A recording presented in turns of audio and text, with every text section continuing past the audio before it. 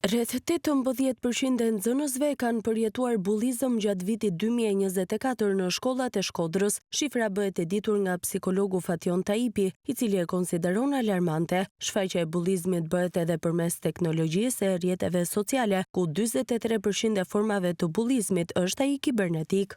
Për vitin 2024, rezulton që 17,8% e nxënësve përjetojnë bullizëm në shkollë, që është një shifër shumë alarmante, pra kur llogarit që janë 2 nxënës në 10 nxënës që përjetojnë bullizëm. Statistika tjetër tregon që 43% e formave të bullizmit është bullizmi kibernetik.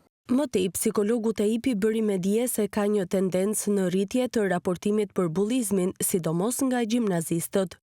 Unë shoh një tendencë në rritje për sa i përket raportimit bullizmit, sidomos tek gjimnazistat, sidomos edhe për bullizmin online. Nxënësit janë më të prirur për me raportu direkt bullizmin online, sepse edhe nuk lidhet direkt me një individ që ka një identitet edhe është më lehtë. Ndërkohë bullizmi fizik, pra bullizmi që bëhet sidomos në shkollat 9 vjeçare, është më i vështirë mu identifiku, por këtu praktikisht mësuesat janë ato që janë më vigjilent dhe evidentojnë bullizmin dhe referojnë tek psikologu dhe shërbimi psikosocial i shkollës. Sipas psikologut, familja shqiptare nuk ka kompetencat e duhura për të kuptuar se çfarë ndodh kur fëmia lundron në botën e internetit.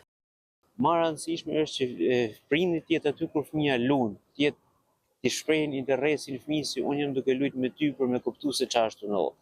Nëse ne i thojmë fëmijës ke 1 orë me lujt ose ke 5 minuta me lujt, kjo nuk është një mbrojtje që i bën, sepse për ato 5 minuta mund të bëhet dëm. Psikologët pohojnë se bullizmi në shkolla është bërë më i dukshëm kohët e fundit.